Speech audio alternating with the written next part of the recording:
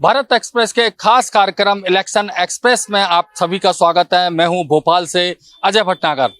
सबसे पहले मैं भोपाल के जो 6 विधानसभा सीटें हैं जो शहर की लगती हुई हैं उनके बारे में बताना चाहूँगा। 6 सीटें हैं और 6 सीटों में सबसे खास सीट जो मानी जाती है वो भोपाल मध्य सीट मानी जाती है।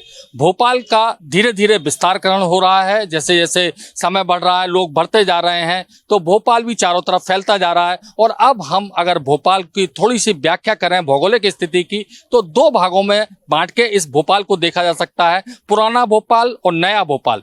जिस विधानसभा सीट में हम खड़े हैं वो मध्य विधानसभा सीट आती है, भोपाल मध्य विधानसभा। इसकी खासियत ये है कि इसमें आधा पोर्शन इसका पुराने भोपाल में आता है, यानी कि जो परंपरागत है, और आधा पोर्शन इसका नए भोपाल में आता है, यानी कि जब विस्तारीकरण हुआ और नया भोपाल बसा तो उसमें आधा पोर्शन आता है। और इसीलिए इस सीट को खास कहा जाता है, क्योंकि जिस आधे पोर्शन में यानी पुराने भोपाल में देखें तो अल्पसंख्यक समुदाय के लोग ज़्यादा रहते हैं, वहीं नए भोपाल में अल्पसंख्यक समुदाय के लोग कम हैं।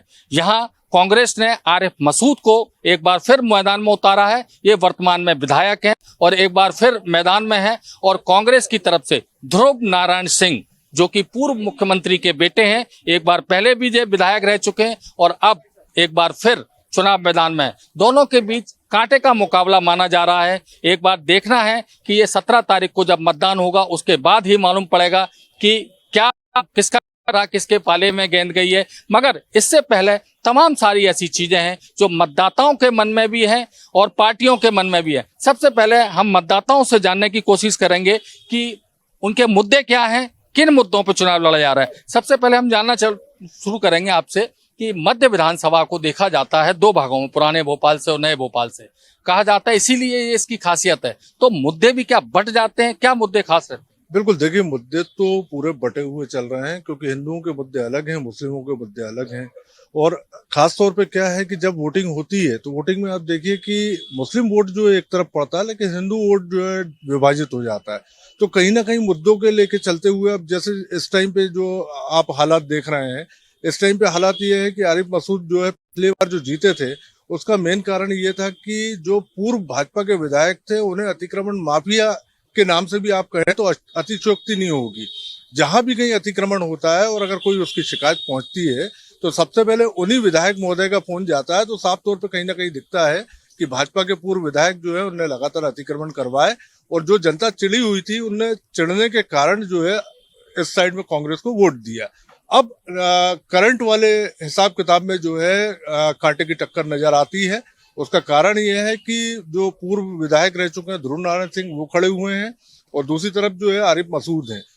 अब देखना यह है कि मतलब मतदाता का रुझान किस तरफ जाएगा। भाजपा के जो हालात हैं वो साफ तौर पे आपको नजर आ रहा है कि भाजपा की स्थिति बहुत खराब है, क्योंकि जिस तरीके से लगातार लास्ट में जो चुनावी घोषणाएं की गई हैं, लाडली बहना वगैरह सब, और करोड़ों अरबों रुपए का कर्जा जो लिया गया है लगातार लेने के बाद आप जनता में आपने बांटा है, साफ तौर पे एक तरीके से कहा जाए तो ये पब्लिक का वोट खरीदने की कोशिश की गई है, क्योंकि इससे बेहतर आपको इलाज उपाय नहीं मिल सकता उसका। तमाम सारे आपके आरोप हैं भारतीय जनता पार्टी से। भारतीय जनता पार्टी से शिवम है हमारे साथ। आप बताइए कि आप जब जनता के बीच में जाएंगे तो वोट कैसे मांगेंगे, क्या आप गिनाएंगे कि वोट आपको दिया जाए, यानी भारतीय जनता पार्टी को? देखिए अजय जी, भारतीय जनता पार्टी जब भी किसी चुनाव में उतरती है, जिन राज्यों में हमारी सरकार होती है, तो अपनी सरकार के द्वारा किए गए विकास के कार्यों को जनता के बीच में लेकर के जाते हैं। पिछले 20 वर्षों का कार्यकाल मध्य प्रदेश में हमारा रहा है, जिसमें एक सबसे ज्यादा वक्त तक हमने शासन किया। 15 महीने की उस दुरावस्था को, दौर को हम छोड़ देते। तो इन 20 वर्षों में मध्य प्रदेश की स्थिति को जिस प्रकार से परिवर्तित करने का काम भारतीय जनता पार्टी की सरकार ने किया है, उसको मध्य प्रदेश की जनता ने आधारभूत रूप से महसूस किया है। हम सड़कों की बात कर लें, 44,000 किलोमीटर की सड़कें मध्य प्रदेश में थी, आज 4.5 लाख किलोमीटर से ज्यादा सड़कें हैं। और कई सारे एक्सप्रेस हाईवे, चाहे विंध्य एक्सप्रेस वे की हम बात कर लें, बुंदेलखंड एक्सप्रेस वे की बात कर लें, यह जो एक नर्मदापुरम एक्सप्रेस वे की बात कर लें, इस प्रकार से भारतीय जनता पार्टी की सरकार के शासनकाल में बनाए जा रहे हैं। बिजली की स्थिति की हम बात कर लें, मध्य प्रदेश में बिजली कब आती थी, कब चली जाती थी, यह किसी को नहीं मालूम था। सड़कों में गड्ढे थे। और बिजली की अगर आज सबसे महत्वपूर्ण आप देखिए, मध्य प्रदेश में बिजली का कुल उत्पादन 5,000 मेगावाट का था। प्रदेश का अन्य प्रदेशों की सप्लाई तो छोड़िए, अपने लोगों को बिजली पहुंचाने के लिए सरकार के पास उपलब्ध नहीं थी। भारतीय जनता पार्टी की सरकार ने इस चीज को सुनिश्चित किया कि मध्य प्रदेश आज बिजली सरप्लस राज्य बना। 28,000 मेगावाट से ज्यादा बिजली हमारा प्रदेश उत्पादित करता है। दिल्ली की मेट्रो मध्य प्रदेश की बिजली पर चलती है।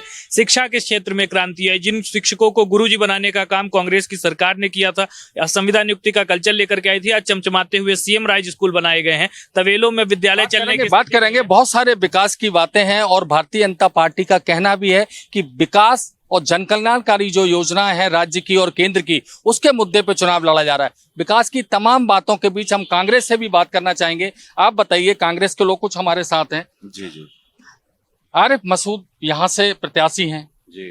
जनता उनको दोबारा वोट क्यों दे? आप किस तरह से जा रहे हैं मतदाताओं के बीच? कौन से ऐसे काम किए हैं जो कि मतदाताओं से आप दोबारा मांगने जा रहे हैं वोट? हमने जो कहा था वो करा है। हमने विकास करे हैं यहाँ पे, और जो योजनाएं वो चलाई हैंगी। यहाँ पे हमने कोचिंग क्लासेस जो चाहिए फ्री निःशुल्क क्लासेस हैं वो हमने दी हुई हैंगी। यहाँ पे 350-400 बच्चे निःशुल्क कोचिंग क्लासेस पढ़ते हैं। और बाकी हमारा विकास गली गली में नाली, सीसी रोड, डामरीकरण, यही विकास पे हम सब लोग के बीच में जाएंगे। जब कमलनाथ जी की बात आती है कि कमलनाथ जी को सीएम बनाया जाएगा, तमाम सारे फेस सामने आते हैं मध्य प्रदेश में और इसको लेकर तमाम सारी कंट्रोवर्सी भी सामने आती है, तो क्या ये अंदरूनी लड़ाई कांग्रेस को डैमेज नहीं करेगी? नहीं, ऐसा कोई नहीं है। वो अंदरूनी लड़ाई तो सभी जगह आएगी। बीजेपी में भी यही लड़ाई, इससे बड़ी लड़ाई है। शिवराज सिंह चौहान को साइडलाइन कर रहे हैं ये लोग। क्यों कर रहे हैं? उन्होंने विकास ही नहीं कर रहेगा। मध्य प्रदेश पिछड़ा जा रहा है, पिछड़े वर्ग पे जा रहेगा। कोई विकास नहीं, सिर्फ घोषणाएं वीर। अभी जो लाडली लक्ष्मीबाई जो निकाली है योजना, ये सिर्फ 4 महीने पहले निकाली, आगे तक चलेगी नहीं चलेगी। 4.5 साल पहले इनकी सरकार थी, तो उस टाइम उन्होंने क्यों नहीं निकाली? अभी क्यों निकाली है? पहले भी लाडली लक्ष्मी थी, अब लाडली बहना निकाल दी। हाँ, तो वो तो सिर्फ 4 महीने पहले निकाली है ना। उससे पहले 4.5 साल का वक्त था इनके पास। उस टाइम उन्होंने क्यों नहीं निकाली? क्यों याद नहीं आई? कोरोना के टाइम पे जो लाडली लक्ष्मी जो बहनें थी, वो वहां पे उनको जरूरत थी, तब क्यों याद नहीं आई? अब क्यों याद आ रही है? बीजेपी से जवाब ले लेते हैं। इनका कहना है कि लाडली बहना अब क्यों याद आ रही चुनाव के समय? देखिए, मध्य प्रदेश में महिला सशक्तिकरण की दिशा में एक बहुत बड़ी आवश्यकता थी। दिग्विजय सिंह के शासनकाल में मध्य प्रदेश में कोख को कत्ल खाना बना दिया गया था। जो लिंगानुपात 1000 पुरुषों पर लगभग 940 महिलाओं का था। हमारी ही सरकार की महिलाओं की जो जन कल्याणकारी नीतियां हैं, उसके परिणाम स्वरूप आज 1000 पुरुषों पर मध्य प्रदेश में 976 महिलाएं हैं। पहले तो उनकी स्थिति को सुधार लाया गया, उसके पश्चात उनके आर्थिक सशक्तिकरण की आवश्यकता थी। कामकाजी गृहिणी महिलाएं होती हैं, पूरे दुनिया में इस बात की मांग की जाती है। महिलाएं हैं, उनको आर्थिक रूप से उतना जीविकोपार्जन नहीं मिल पाता जो उनको मिलना चाहिए उनके परिश्रम को बदले। तो स्टेट इंटरवेंशन की आवश्यकता थी। हमारी सरकार ने उस दिशा में प्रयास किया। दूसरी चीज, इन्होंने अपने विधायक जी के बारे में कई बातें की। क्या भोपाल की राष्ट्रवादी जनता इस बात को जानती नहीं है कि इनके विधायक जी पीएफआई और सिमी जैसे संगठनों के प्रबल समर्थक हैं, वंदे मातरम का विरोध करते हैं? तो क्या मध्य प्रदेश और भोपाल की जनता किसी ऐसे जन प्रत्याशी को चुनने जाएगी जो देश विरोधी हो, जिसकी मानसिकता में सनातन के विरुद्ध जहर हो? मध्य प्रदेश की जनता इस बार संकल्पित ले लेते हैं। आप कांग्रेस से हैं, आप बताइए कि बीजेपी आरोप लगाती है दिग्विजय शासनकाल की कि 10 साल हमने कांग्रेस का शासनकाल देखा, 15 महीने का ये शासनकाल देखा, और एक तरफ अपने विकास कार्यों, जन कल्याणकारी योजनाओं की बात करती है। आप भी जनता के बीच जा रही हैं, तो किस तरह से जा रही हैं? क्या मुद्दे लेके जा रही हैं कि जनता आपको वोट दे? देखिए, हम जैसे आप मध्य विधानसभा की बात कर रहे हैं, हम मध्य विधानसभा की ही बात लेके जा रहे हैं। जो हमारे विधायक है माननीय आरिफ मसूद जी, पिछले 5 साल में उन्होंने इतने विकास कार्य करे हैं जिसकी उनको एक मतलब हमारे पास एक बुक है, उसमें आप पढ़ सकते हैं।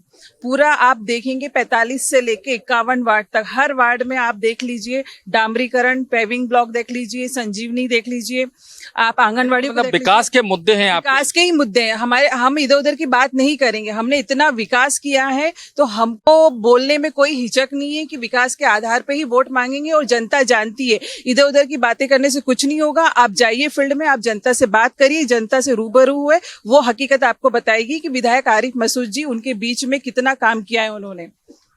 कमलनाथ जी तमाम सारी योजनाओं का वादा कर रहे हैं, क्या आपको लगता है कि खजाने में इतना पैसा है कि वो दे सकते हैं? हाँ, कमलनाथ जी दे सकते हैं। कमलनाथ जी ने पहले भी घोषणा की थी कि मैं किसानों का कर्जा माफ करूंगा, तो किसानों का कर्जा माफ किया माननीय कमलनाथ जी ने। और मैं ये चाहती हूँ कि इस जैसे पे तो आरोप लगते रहे, बीजेपी आरोप लगाती है कि एक भी आदमी आप ले आओ कि 2 लाख रुपए से ज्यादा का कोई कर्जा माफ किया हो। बीजेपी के पास में कोई ऑप्शन रहा नहीं, तो वो तो आरोप के अलावा और क्या कर सकती है। लेकिन कमलनाथ जी ने खुद छिंदवाड़ा जिले में, और मैं वहाँ की रहवासी भी हूँ, जहाँ एक कर्जा माफ हुआ है, और जिस जगह में देवास में जो किसान छिंदवाड़ा में हुआ मैं बदला जानता हूँ, परंतु ऐसा आपको लगता है कि बाकी जगह हुआ है? आपने जो बोला पैसा नहीं है, इनके पास पैसा है जो 450 में सिलेंडर देंगे। अभी तो दे रहे हैं ना, अभी तो दे रहे हैं। तो हम भी जो हमने जब बहुत कमलनाथ जी ने कहा 500 रुपए में सिलेंडर देंगे, तो वो भी अगर पूछते हैं तो ये कहाँ से देना है, हम भी देंगे। और उन्होंने कहा लाडली लक्ष्मी बहना योजना पहले कमलनाथ जी ने बनाई, लाडली सम्मान योजना, हर चीज को तो नकल कर रहे हैं। जब मेरे भाई ने कहा कि हमारे विधायक जी वंदे मातरम का विरोध करते हैं, ये करते हैं, आप तो जनादेश का विरोध कर रहे हैं। जितने लोग इनको नए भोपाल में वोट दिए, क्या वो इस चीज के विरोधी थे? हम तो इसको विकास को लेके जाएंगे, और विकास कहाँ से कहाँ तक नहीं हुआ, जहाँ नहीं हुआ बताइए, हम बताएंगे विकास कहाँ हुआ है। और जिस जगह हम ये खड़े हैं ना, उससे पहले जो अतिक्रमण की जो बात हो रही थी, आज भी यहाँ के जो पूर्व एक उसके नगर निगम के जो अध्यक्ष थे, उनका पूरा अतिक्रमण है यहाँ से वहां तक, उसकी भी जांच होगी। आप दोबारा आने तो दीजिए, हम लोग तो आ रहे हैं। सीधी बात है, ना बहस ना दलील, जीतेंगे मसूद, जीतेंगे आरिफ मसूद। देखिए, कांग्रेस बहुत कॉन्फिडेंट है इस चीज को लेकर कि एक बार फिर कांग्रेस आ रही है, आरिफ मसूद एक बार फिर विधायक बन रहे हैं। पर इस बीच एक बड़ा मुद्दा चुनावों में एंट्री कर गया है राम मंदिर का, और राम मंदिर को और कांग्रेस में एक बार फिर बहस शुरू हो गई है। आप बताइए कि ये मुद्दा कितना महत्वपूर्ण है, क्या इसका फायदा बीजेपी को मिलेगा? जी, मैं तो पहले तो ये चीज बोलूंगा, भाजपा धर्म की राजनीति करने में एक्सपर्ट है। उनके पास वो मुद्दे नहीं है, क्योंकि पता है कि हमने इन 20 सालों में मध्य प्रदेश में हो चाहे कहीं हमने कुछ नहीं करे। उनके पास मुद्दों की राजनीति नहीं बची, तो वो करें क्या? तो वो धर्म की राजनीति करते। श्री राम प्रभु है हमारे, हमारे दिल मन सब में बसते हैं, पर हम धर्म की राजनीति नहीं करते, मुद्दों की बात करते हैं। हम भाजपा के लोगों से पूछना चाहते हैं, मुद्दों की बात क्यों नहीं करते? आज युवा बेरोजगार घूम रहा है, बेरोजगारी दर मध्य प्रदेश में बहुत ऊपर पहुंच गई, महंगाई ऊपर पहुंच गई, युवा बेरोजगार भटक रहा, शिक्षा का स्तर मध्य प्रदेश में सबसे खराब हो चुका है। उस पर बात नहीं करेगी, क्योंकि अगर जनता उनसे बात करेगी, बोलने के लिए कुछ नहीं है, उनके फिर नारे चालू हो जाएंगे, धर्म की राजनीति चालू हो जाएगी। तो मैं अपने भाजपा के साथियों से बोलता हूँ कि धर्म को एक सेकंड साइड में रख के आप मुद्दों की बात करो। है हिम्मत तो सामने आई है, मुद्दों की बातों पे बात कर रही है, तो उसमें फायदा रहेगा। जवाब ले लेते हैं भारतीय जनता पार्टी से, मुद्दों की बात नहीं करते आप लोग, आरोप लगा रहे हैं कांग्रेस के लोग कि आप धर्म की बात करते हैं, चुनाव आते हैं, धर्म बीच में आ जाता है, मुद्दे गायब हो जाते हैं। मुद्दे कहाँ जाते हैं? देखिए, सबसे प्राथमिक चीज ये है कि कांग्रेस पार्टी इस चीज को लगातार आगे बढ़ाया है कि धर्म और संस्कृति जो है वह विकास का कहीं ना कहीं विरोधी है। भारतीय जनता पार्टी की सरकार ने क्या किया, एक और विकास के नए प्रतिमान स्थापित किए, दूसरी ओर हमारी जो सांस्कृतिक विरासत थी उसको भी कहीं ना कहीं पुनर्स्थापित करने का काम किया। उसी बात से कांग्रेस पार्टी को आपत्ति है। इनके नेता दिग्विजय सिंह बाबरी मस्जिद को शहीद बताते हैं। कल के मिश्रा का हमने बयान देखा, बाबरी मस्जिद की शहीदी करके इस प्रकार से बयानबाजी करते हैं। देखिए, एक बात आप समझ लीजिए, इस देश में आज जागृति के हम दौर में है। पूरा देश आज इस चीज को देख रहा है कि भारतीय जनता पार्टी की सरकार ने विकास के कौन से आयाम किए। अल्पसंख्यक वर्ग के लिए भी भारतीय जनता पार्टी की सरकार ने जितने कल्याणकारी कदम उठाए हैं, चाहे वह अल्पसंख्यक बहनों को जो ट्रिपल तलाक जैसी एक महामारी थी, बीमारी थी, उससे बाहर निकालने की बात हो। आज प्रधानमंत्री आवास में अल्पसंख्यकों की आबादी देश में मात्र 13% के आसपास है। प्रधानमंत्री आवास 31% से ज्यादा अल्पसंख्यक, यह बात इनको जाननी चाहिए। वह लोग जो अल्पसंख्यकों को इतने वर्षों तक वोट बैंक समझते थे, वोट बैंक के पॉकेट के रूप में उनका इस्तेमाल करते थे, कभी उन्होंने उसके आर्थिक अथवा सामाजिक सुदृढ़ीकरण की दिशा में नहीं सोचा। उन्होंने सिर्फ और सिर्फ अल्पसंख्यक वर्ग को छलने का काम किया। और दूसरी सबसे महत्वपूर्ण चीज, और मध्य प्रदेश की बात, तो मध्य प्रदेश में भी प्रधानमंत्री की आवाज मिले हैं। और दूसरी सबसे महत्वपूर्ण चीज, देखिए, इस देश की जो एक सांस्कृतिक चेतना है, जो एक आध्यात्मिक चेतना है, चाहे वह राम मंदिर के माध्यम से हो, काशी विश्वनाथ कॉरिडोर के माध्यम से हो, मथुरा जी से हो, या फिर मध्य प्रदेश में ही जो महाकाल लोक बना, जिस प्रकार मध्य विधान, अगर बात करते हैं, एक मिनट, मैं बात कर रहा हूँ, एक मिनट, मैं बात सुनिए, एक मिनट बात सुनिए ना। विकास और जन कल्याण की बात होती है, एक मिनट सुन लीजिए। विकास और जन कल्याण की बात होती है, मगर इस बीच कांग्रेस आरोप लगाती है कि भ्रष्टाचार, महंगाई, बेरोजगारी, ये तमाम सारे जो मुद्दे जनता के लेके कांग्रेस आती है, और कांग्रेस कह रही है कि आप जन कल्याण की बात कर रहे हो, बेरोजगारी, भ्रष्टाचार, महंगाई, इसमें क्यों नहीं बात करते? देखिए, जब चुनाव आते हैं तभी याद आती है, ठीक है। एक बात सुनिए, वो जनता बता देगी, हम जनता बता देगी सुनो, आपको। चुपचाप सुनना देना, जनता सुनो आपको बोलने चुपचाप। की आवश्यकता नहीं है। जनता जनता जनता इतनी समझदार है। जनता देखिए, अगर गरीबी है तो उसके लिए जन कल्याण योजना है। बेरोजगारों के लिए अभी हमारे मुख्यमंत्री ने सीखो और कमाओ युवाओं के लिए। देखिए, सरकारी नौकरियां जो आप बोल देते हैं, सरकारी जॉब सबके लिए संभव नहीं है, एक सीमित संख्या है। इसलिए आपके स्वरोजगार, इसलिए हमारा G2 आ रहा है। G2 में हमारे बच्चों को रोजगार मिलेंगे। महिलाओं के लिए इतनी कौशल विकास योजना, अपने घर से रोजगार करने लगी हैं, अपना खुद का सेल्फ बिजनेस स्टार्ट कर दिया है। तो ये बहुत सारी हमारी जो 20 साल में हमारी सरकार ने करा, यूनिवर्सिटी बनाई है, कितना काम किया। क्या होता है, जनसंख्या हर साल कितनी बढ़ रही है। भारत की जनसंख्या जिस कदर बढ़ रही है, उस कदर सुलभ साधन आराम से ही होंगे एकदम। ये जो आपकी योजना है वो ठीक है, पर इनके सबसे बड़े जो आरोप हैं जिसके लिए वो जनता के बीच में जा रहे हैं कि महंगाई बहुत ज्यादा बढ़ रही है। आज ही आप देख लो प्याज क्या भाव हो गया। भ्रष्टाचार के आरोप लग रहे हैं कि कमीशनबाजी चलती है बीजेपी भी सरकार में। तमाम सारा उनका जवाब आप कैसे देंगे? अजय जी, सबसे पहली चीज महंगाई की, अगर वैश्विक महामारी कोरोना वायरस के बाद के हम दौर में खड़े हैं, पूरे विश्व की अर्थव्यवस्था आज पटरी से उतर चुकी है। दुनिया का ऐसा विकसित से विकसित देश नहीं है जहां महंगाई की दर लगभग 20% के आसपास न हो। भारत में उसकी औसत दर लगभग 7% है और मध्य प्रदेश तो राष्ट्रीय औसत से भी कम यहाँ महंगाई की दर है, 5% के आसपास है। कुछ चीजों की हो सकती है कि सप्लाई चेन क्राइसिस की वजह से प्याज की कीमतें बढ़ जाए, कभी टमाटर की बढ़ जाए, लेकिन उसको आप पूरे परिवेश में अगर पूरी महंगाई का आधार बना करके देखेंगे तो स्वाभाविक तौर पर यह कुंठित और ग्रसित मानसिकता है। दूसरी चीज, यहाँ पर नाली गली के विकास से ज्यादा आज जब अमृत काल में हम पूरे राष्ट्र में मां भारती के वैभव को उत्कर्ष पर कैसे लेकर के जाएंगे, विमर्श का यह विषय है। तो यह एक मोहल्ले की, एक नाली की, एक गली की, अगर आप राष्ट्रीय पूरा परिदृश्य को ही नकारात्मक बना देंगे, PFI और इस प्रकार के संगठनों के आप समर्थक बन जाएंगे, जो मूलभूत जो दिक्कतें होती हैं वो भी तो महत्वपूर्ण। देखिए अजय जी, मूलभूत दिक्कतों को निदान करने का काम भारतीय सरकार ने किया। अगर आज 1250 रुपए प्रत्येक महिला के खाते में जा रहे हैं तो उसमें न कोई जाति देखी जा रही, न कोई धर्म देखा जा रहा है। बात कर लेते हैं।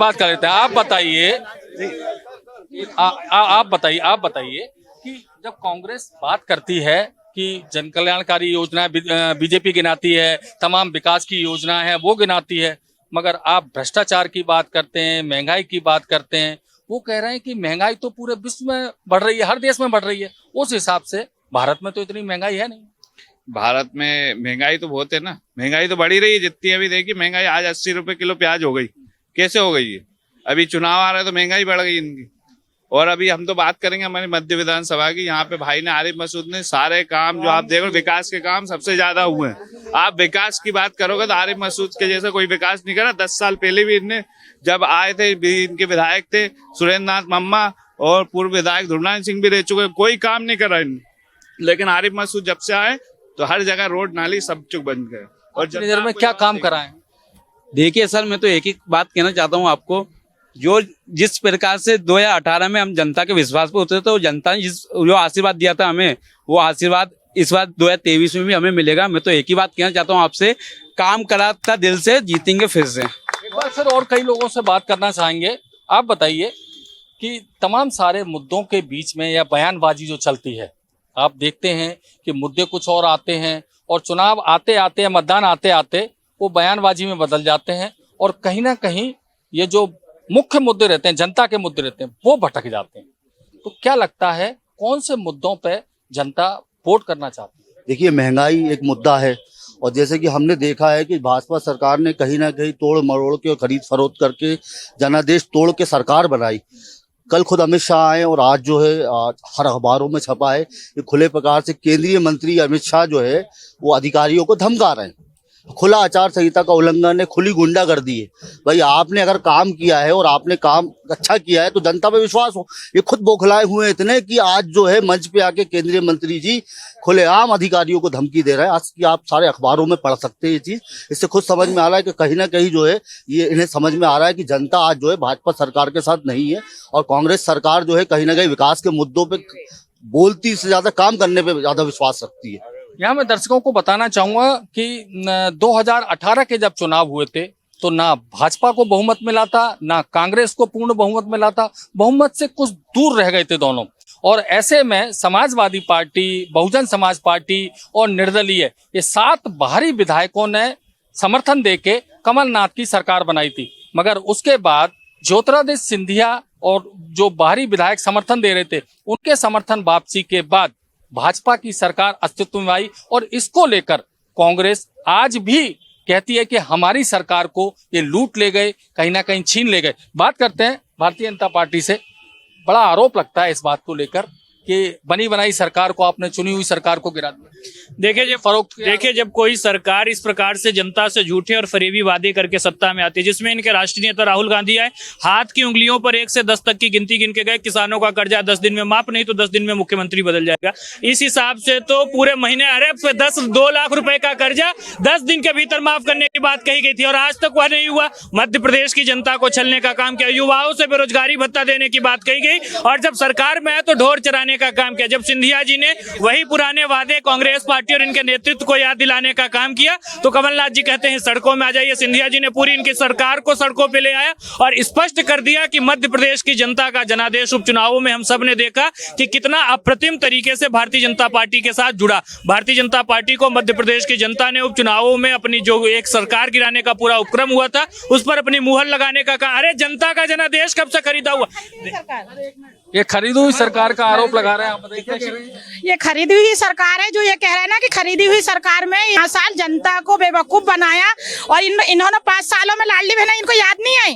लाडली बहनों को 1000 रुपए जब याद नहीं आए, जब कमलनाथ जी ने 1500 रुपए नारी सम्मान योजना निकाली तब ये बौखलाए हुए थे। तब फटाफट इन्होंने बोला कि 1000 रुपए लाडली बहनों को देंगे। जब लाडली बहनों को 1000 रुपए देने लगे तो वृद्धा पेंशन, विधवा पेंशन ये पहले बंद करी, ये रोक दी गई। डॉक्टरों की पेमेंट रोक दी गई, नर्सों की पेमेंट रोक दी गई। इनसे पूछो युवा क्यों हत्या कर रहा है, युवा बेरोजगार क्यों घूम रहा है। नर्सों की अभी तक इन्होंने एग्जाम क्यों नहीं होने दे रहे, जो 3 साल का कोर्स को 4-4, 5-5 साल में पहुंचा दिया है। इनसे सवाल पूछिए ना।